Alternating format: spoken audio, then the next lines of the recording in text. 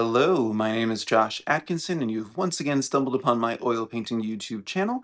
But before I get started, I wanted to ask everybody to hit the like button, the subscribe button, and the notification bell, just to help out with the algorithm. I'm so tired.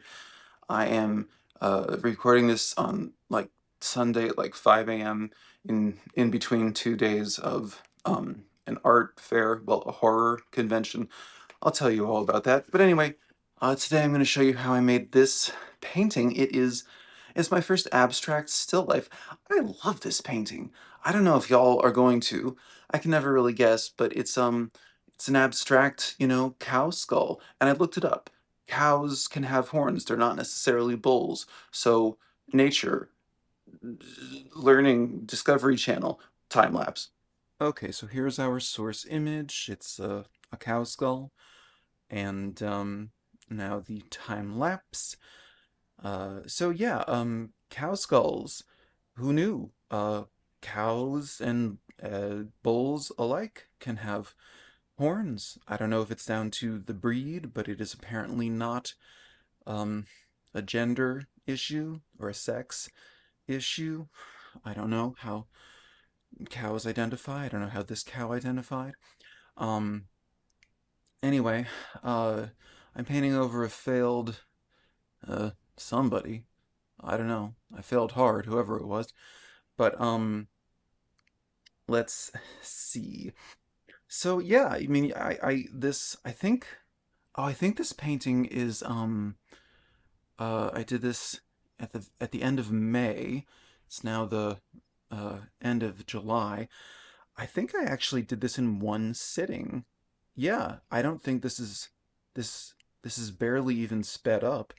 Um, I really just went in because I've been doing so many portraits, and even though my long-term goal has been to abstract portraits but still retain some degree of a recognizable likeness, even though I'm, less attached to that the more I dive into abstraction.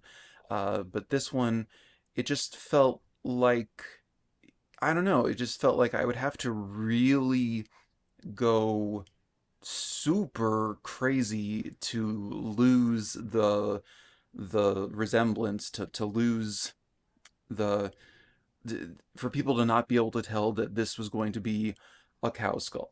Like I would have to paint it completely different colors, and I don't know.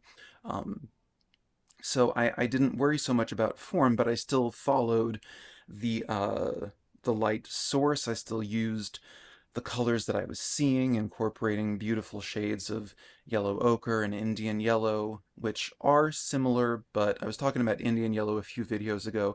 It's really become a new favorite. I typically don't indulge myself with like, you know, too many specialty colors, but then one will worm its way into my palette maybe every uh, 9 months or so. It's it's a new baby every 9 months or so. I'll finally get cadmium red light or Indian yellow or I'm too tired. I can't think of the other ones, but there are just a few, and they really are just so completely different in their pigmentation. And yeah, you can see I can see the Indian yellow in that eye socket on the left, and even on whatever is toward the right. It just has more of a glow, more of a heat, a vibrancy to it than yellow ochre. But anyway, I'm just using those colors, probably a bit of sap green.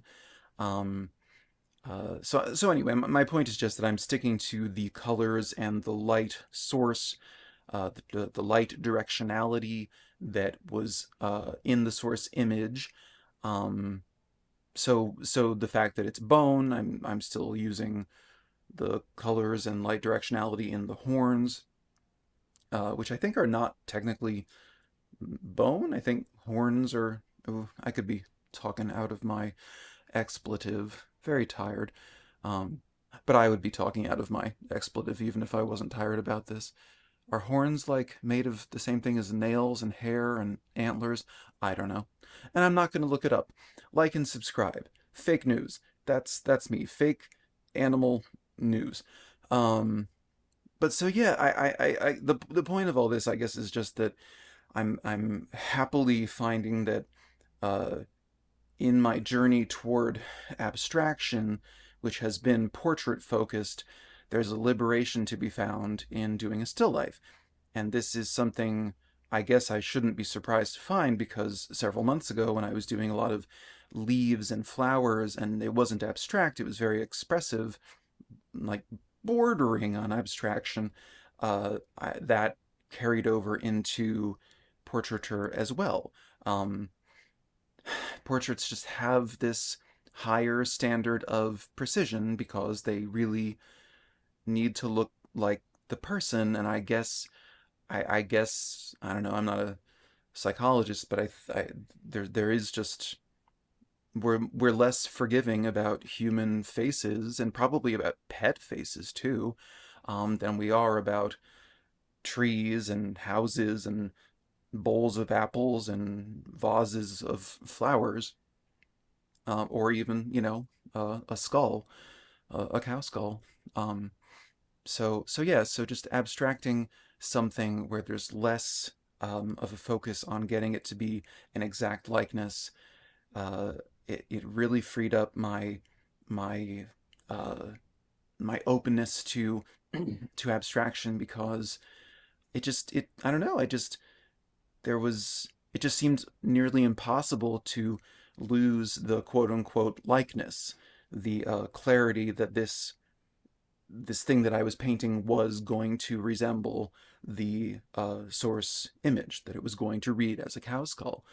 So I don't even end up really, uh, like you can see, there isn't really an eye socket on the right. There's sort of the suggestion of one toward the far edge of the skull, and then there's sort of another suggestion of one a little a little to the left of that, but I kind of just dispense with it altogether. Um, and it works. I don't know. I really dig this painting. I was just super excited to find that abstracting a still life was liberating and just as fulfilling and a lot faster as painting an abstract portrait. So anyway, this is the finished painting. It is an oil painting on oil paper. It's 9 by 12 inches. So then, yes, that is how I arrived at this painting of my cow skull. It's not mine. I'm not a cow. My skull is still encased in some flesh, some. Um, but so, yeah, hopefully I said something coherent during the voiceover. I haven't recorded it yet. I love this.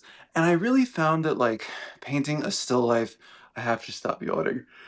I found that painting is still. I'm so sorry because I'm gonna make you all yawn, and I haven't started my ASMR channel, which I kind of think I might do sometimes. I don't know. I'm like delirious, and I'm making no money at this event. It's so horrible. Do you ever go to these events? Does anyone ever make money selling paintings and prints? Anyway, but no, I found like this freedom in painting like a still life instead of a portrait where you have this obligation to maintaining a likeness to some degree, especially when it's someone recognizable, like a public figure, like all of the politicians that I've been painting lately. Um, but with a still life, I just really let it go. I was just like, I don't know, like I wasn't that worried about like it still reads as a cow skull. Or comment below if you disagree. So I don't know. I just felt freed up. It felt like an important an exercise I'm going to need to revisit, doing more abstract still lifes, and maybe I'm thinking landscapes. To do that from time to time, that might like kind of reinvigorate my abstract portraiture. So anyway, maybe it's something that you'd want to try if you're also exploring abstraction. Okay, so I wanted to say thank you to the 20 something new subscribers I got this week. So tired. I really appreciate that's a wonderful number. Trying to hit 1,000 by the end of the year. I'm at like 888 right now, so I feel super encouraged, and that's wonderful. So spread the word if you can, and thank you for being here. I'm truly appreciative. If you enjoyed today's video, you can check out last week's where I abstracted some guy from my past, which is entirely random, or the week before where I abstracted my friend Sawdust, who I did a collab video with a couple months ago. And I don't know who I am, where I am, what I believe, and or my name. But like and subscribe, and pray that I make some money today, because sweet Jesus, I'm tired of going to these events and not breaking even. I will see you in 7 days with a new abstract portrait, which is really gnarly. It's really, even by my standards, pretty dark. And yeah, so I'll see you in 7 days. Take care till then. Bye bye.